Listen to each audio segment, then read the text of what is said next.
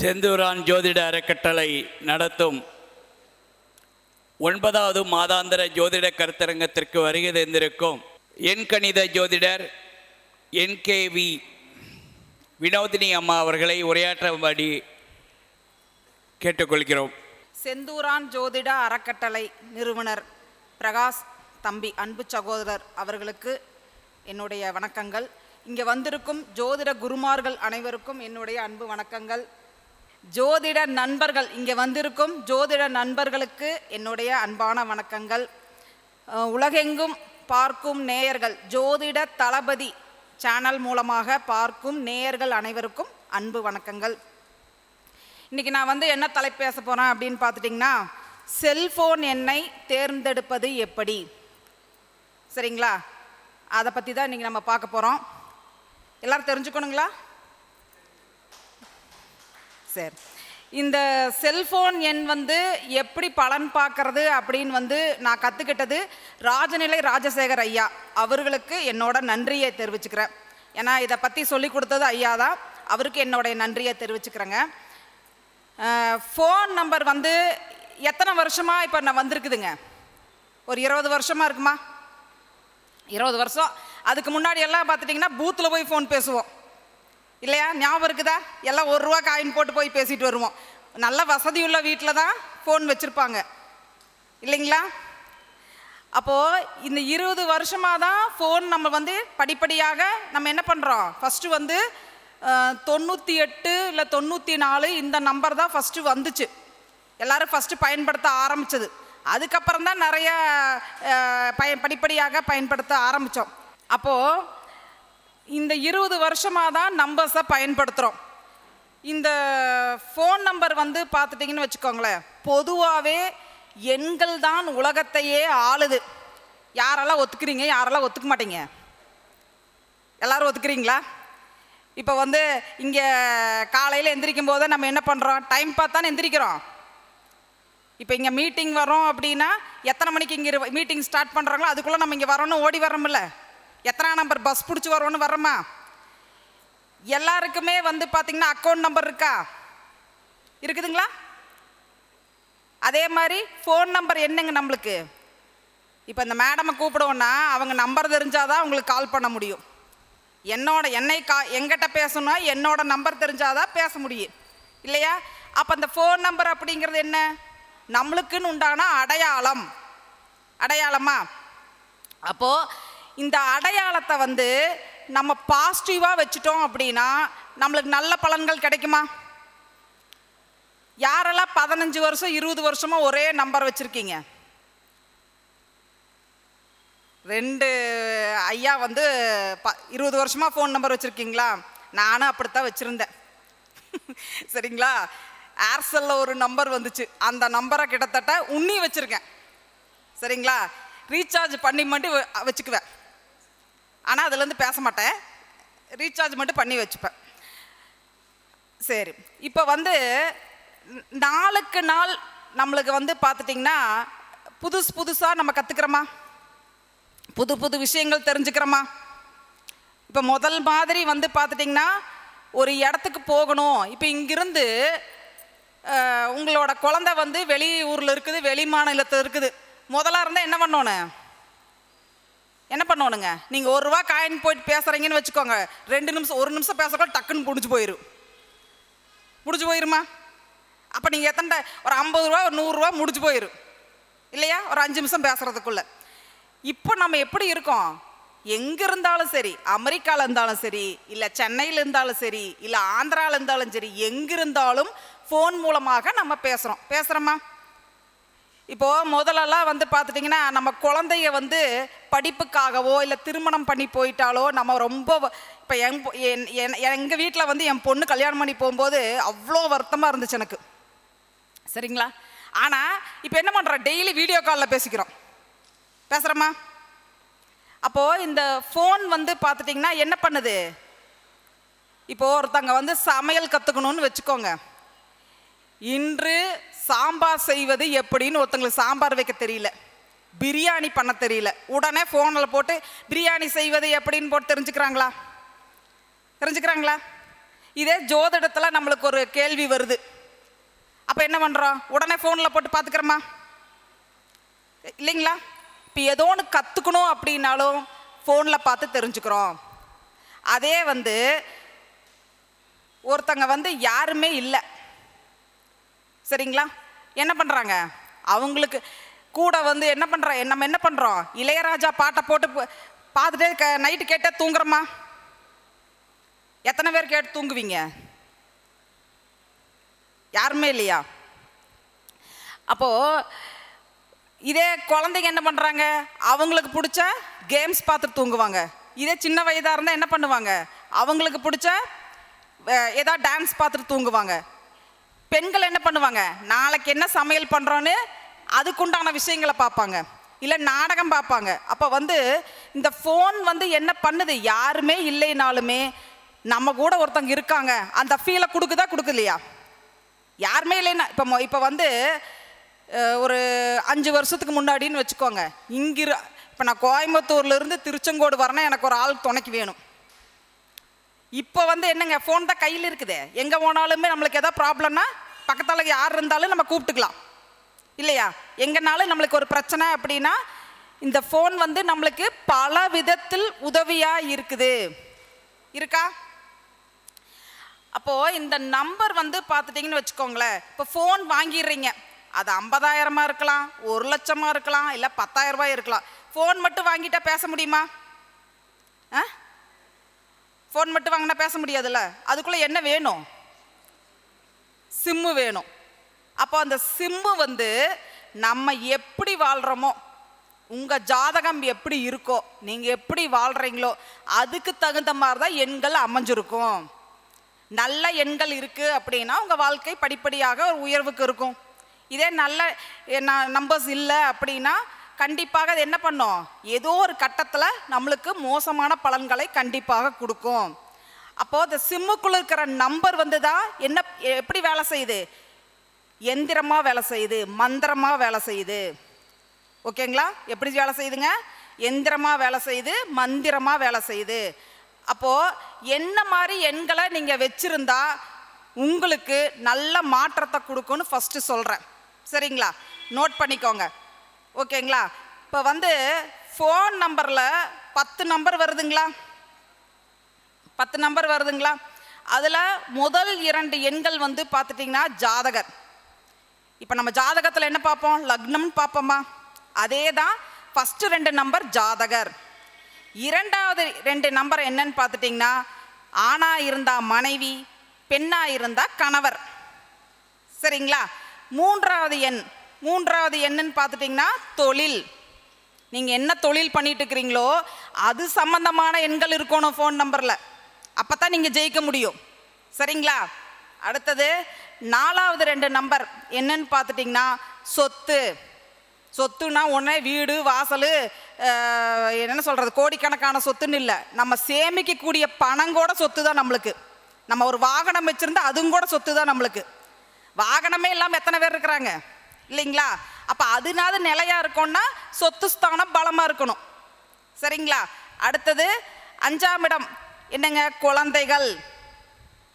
அப்போ குழந்தைங்க நம்ம பேச்சை கேட்கணும், நம்மக்கிட்ட பாசமாக இருக்கணும், நம்ம சொல்கிறதெல்லாம்.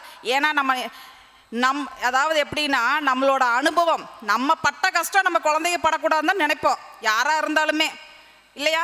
நம்ம கண்ணு முன்னாடி நம்ம குழந்தைங்க நல்லா இருக்கும்னு நினைப்போம். அப்போ அந்த குழந்தைங்க ஸ்தானத்தில் நல்ல எண்கள் இருந்தால் கண்டிப்பாக அவங்களுக்கு உண்டான வளர்ச்சிகள் நிச்சயமாக உண்டு, சரிங்களா?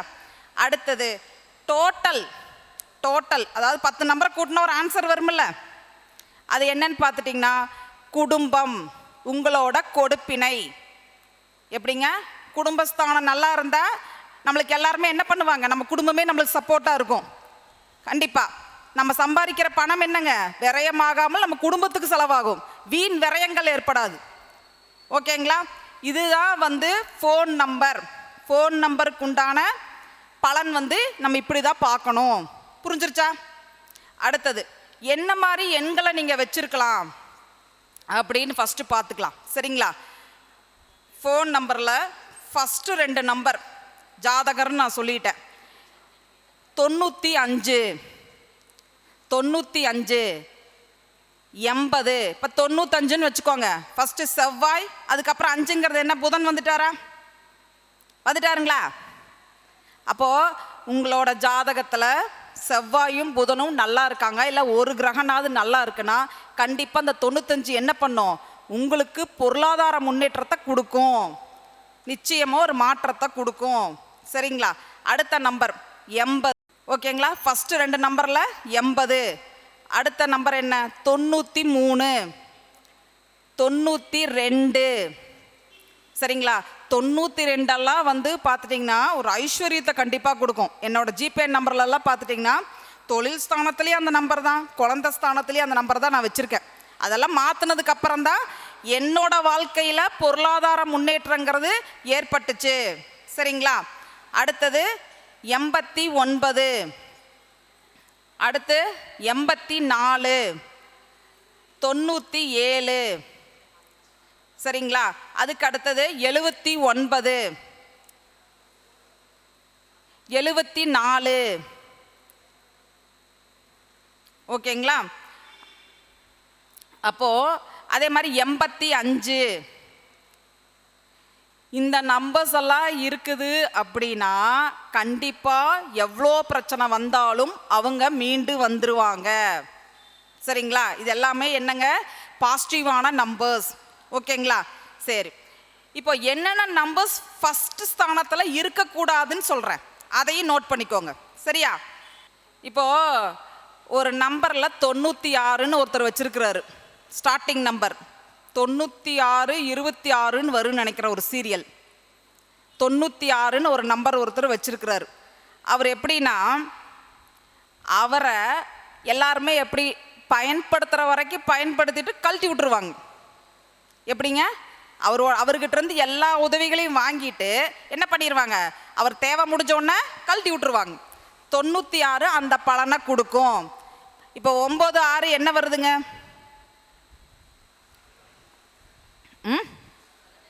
15. ஓகேவா? மறுபடி கூட்டினா என்ன வருது, 6 வருது. பணங்காசை இழப்பாரா?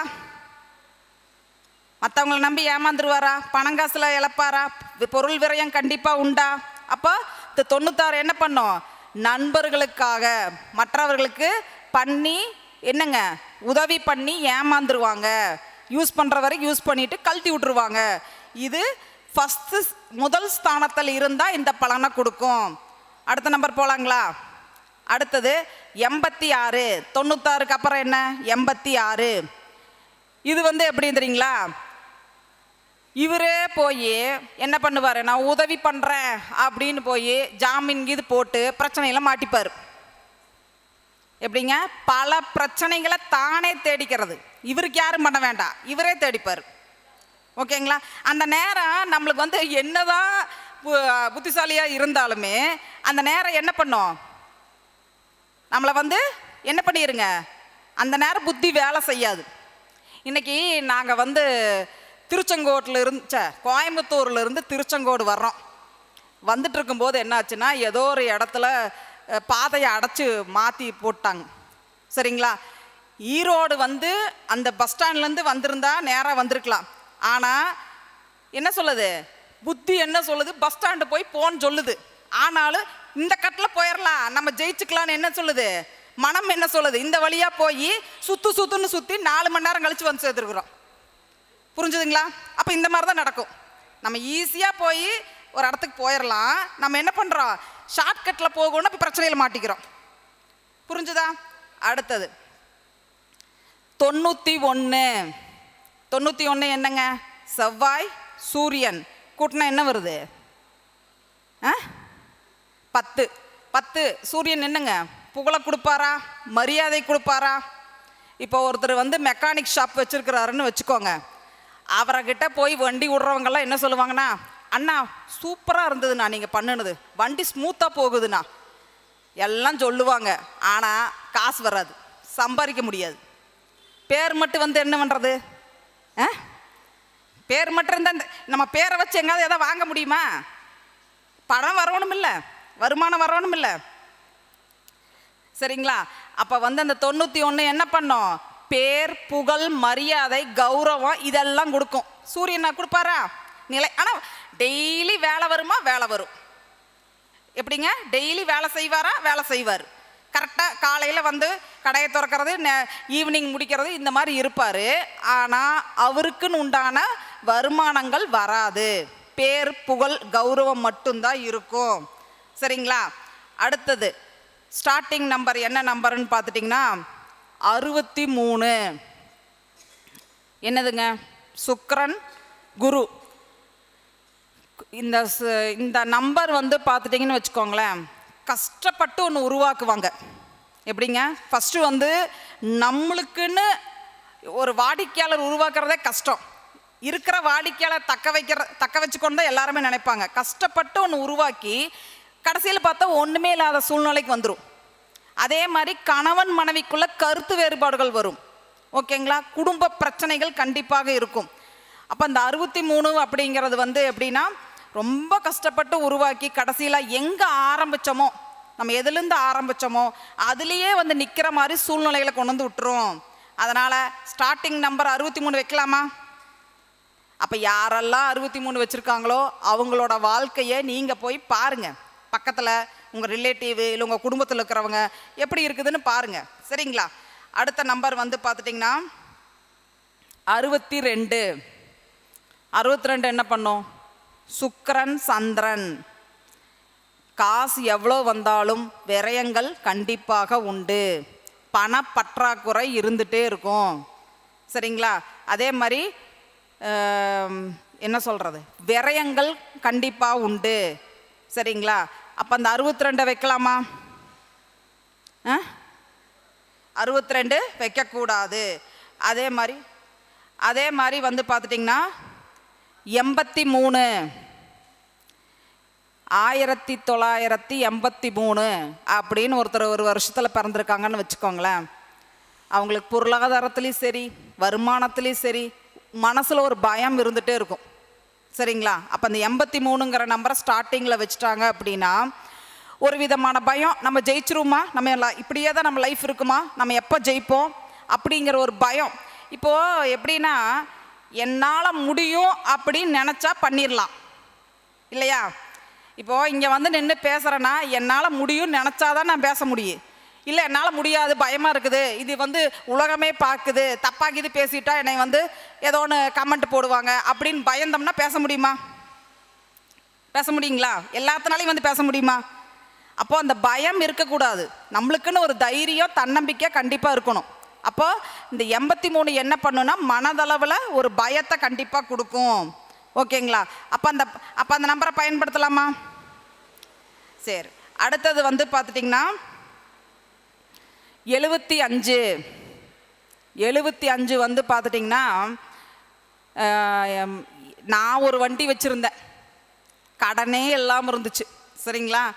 7501 ஒரு வண்டி 75ங்கிற நம்பரை வாங்கினதுக்கப்புறம் தான் கடனே உருவாச்சு. சரிங்களா?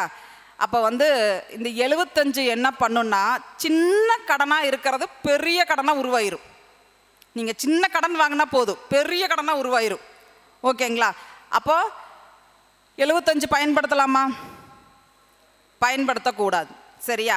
அப்போது இப்போ சொன்ன நம்பர்ஸ் எல்லாம் வந்து பார்த்துட்டிங்கன்னு வச்சுக்கோங்களேன். இப்போ 98. இப்போ 98 அப்படிங்கிறது அவர் அந்த ஜாதகர் வந்து எப்படி இருப்பார் அப்படின்னா நேர்மையாக இருப்பார். ஓகேங்களா?